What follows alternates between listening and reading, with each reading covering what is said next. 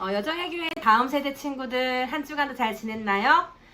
우리가 오늘 말씀을 듣고 나면 한 달 동안 또 여정의 교회 다음 세대 새로운 정비를 위해서 또 새로운 목사님이 오실 것을 준비하면서 말씀을 듣고 또 방학을 가지려고 해요. 이 방학 동안은 그냥 노는 게 아니라 우리 큰 나이가 많은 우리 고학년 친구들은 키티를 하고 저학년 친구들은 신앙 낱말 사전을 하면서 엄마와 아빠와 또는 우리 가족들과 함께 말씀을 더 많이 배워가는 시간을 가지려고 해요. 우리 친구들 방학 동안에도 게을러지지 않고 말씀을 통해서 하나님을 만나길 바라요.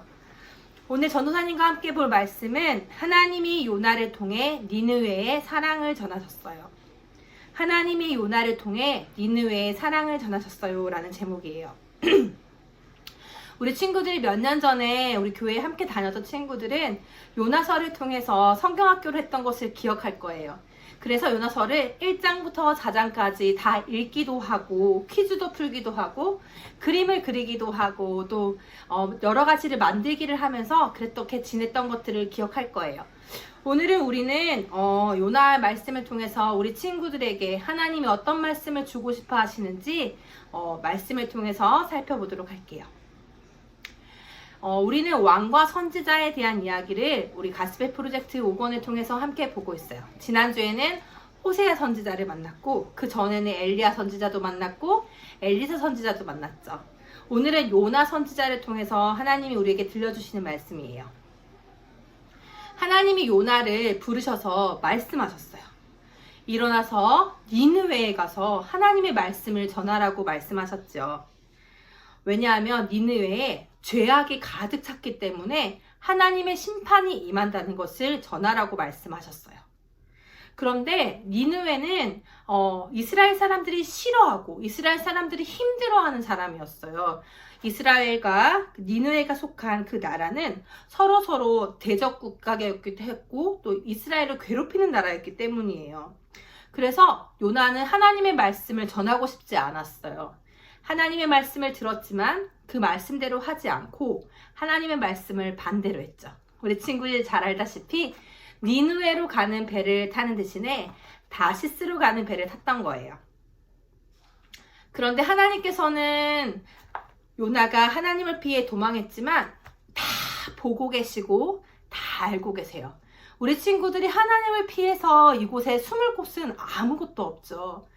니느웨가 아닌 다시스를 통해 또 요나가 하나님의 말씀이 아닌 다른 것들을 통해서 지나가려고 하는 그 배를 탄 그 순간에도 하나님은 요나를 다 보고 계셨고 요나에게 또 하나님이 하실 말씀이 있었던 거예요. 그래서 커다란 폭풍을 보내셨어요. 배가 거의 뒤집히게 되고 사람들이 많이 죽게 되는 그런 어려운 상황이 되자 사람들은 먼저는 물건을 버리면서 그 배를 비우기도 했고 또 자기가 믿는 신에게 기도하기도 했고 여러 가지 방법을 통해서 이 폭풍을 잠잠케 하고자 했지만 커다란 태풍과 큰 바람은 수그러들지 않았어요. 그래서 사람들은 결국에는 그 시대의 풍습에 따라서 제비를 뽑기로 했어요. 누구 때문에 이런 일이 일어났는지 혹은 누가 없어지면 이 폭풍이 없어질지 그것들을 보기 위함이었죠.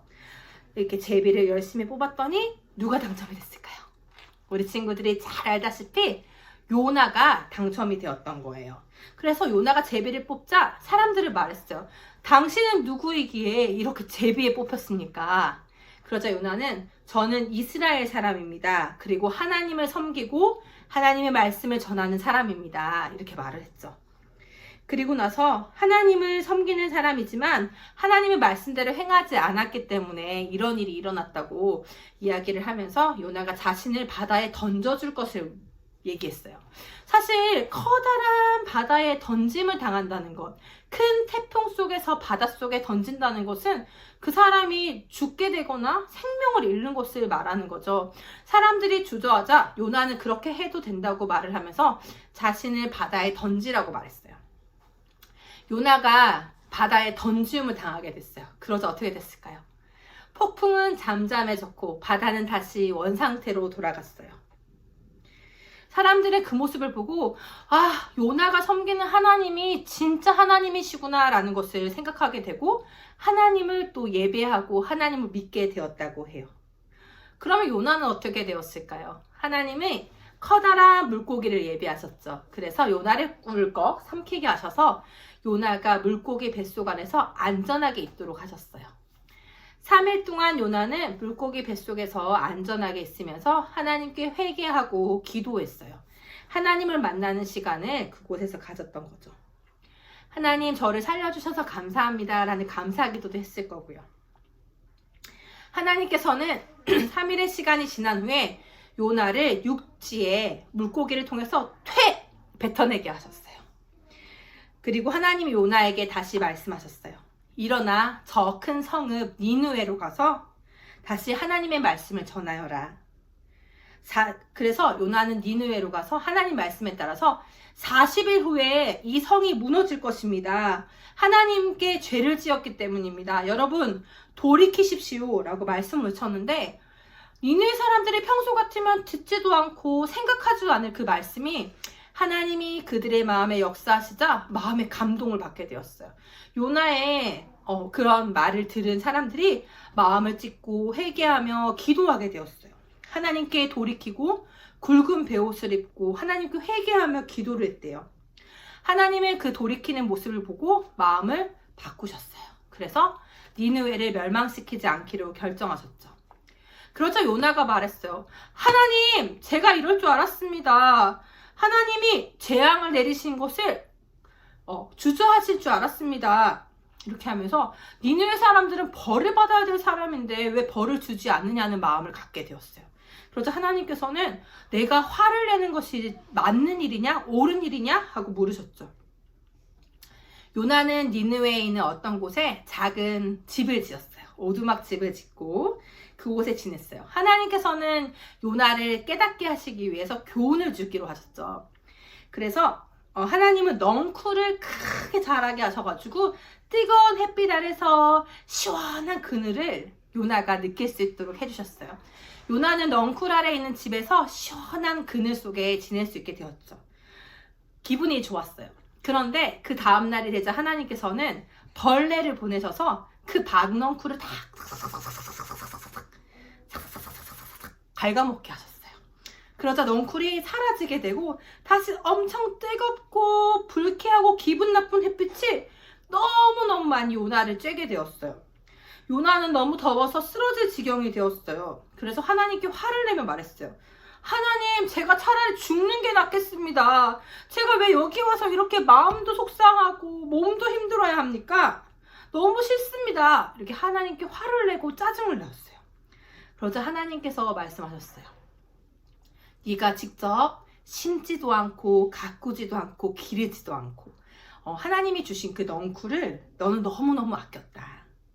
하룻밤 사이에 생겨났다가 다음 날이면 없어졌던 그 넝쿨도 네가 소중하게 대했는데 나는 이 니느웨에 있는 12만 명이나 있는 사람들이 있는 이 큰 성을 어떻게 아끼지 않을 수 있겠느냐 이렇게 말씀하셨어요.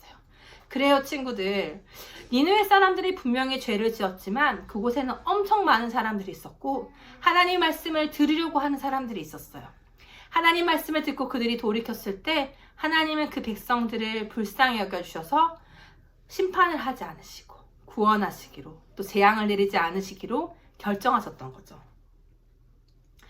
그것을 보면서 요나는 무엇을 생각했을까요? 성경은 그 이후의 이야기를 담고 있지 않지만 우리 친구들의 마음은 어떤가요? 하나님이 맞는 것 같아요? 아니면 요나의 마음이 더 우리의 마음에 와닿나요?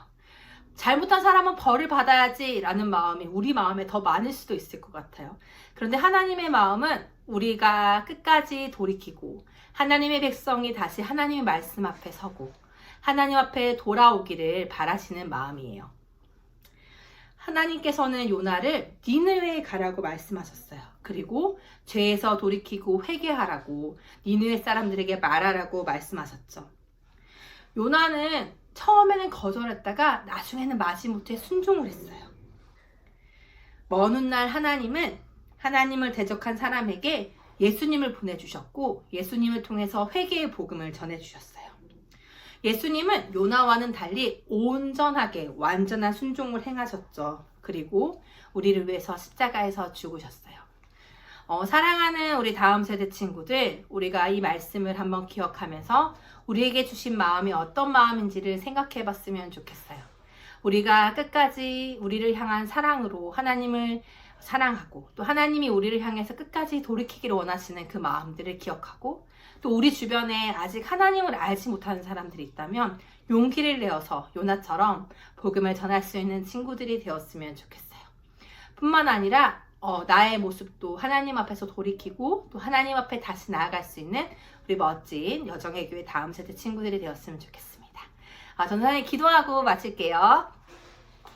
사랑하는 주님, 요나 말씀을 통해서 하나님의 사랑의 크심을 알게 하시고 하나님의 인자하시고 자비하시고 긍휼하신 분이신 것을 알게 하셨습니다.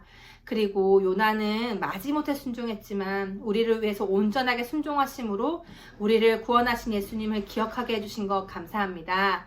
오늘 말씀을 주셨던 것처럼 우리 친구들이 오늘의 말씀에 따라서 또 하나님 앞에 돌이키고 또 우리 주변에 복음을 전해야 할 친구들에게 말씀을 잘 전할 수 있는 친구들 될 수 있도록 도와주세요. 예수님 이름으로 기도합니다. 아멘. 네, 우리 친구들 또 한 주 동안 잘 지내고요. 또 이제 설이 다가오는데 가족들과도 함께 행복하게 보내고 한 달의 방학도 잘 보내길 바래요. 네, 우리 친구들 모두 다음에 만나요. 안녕.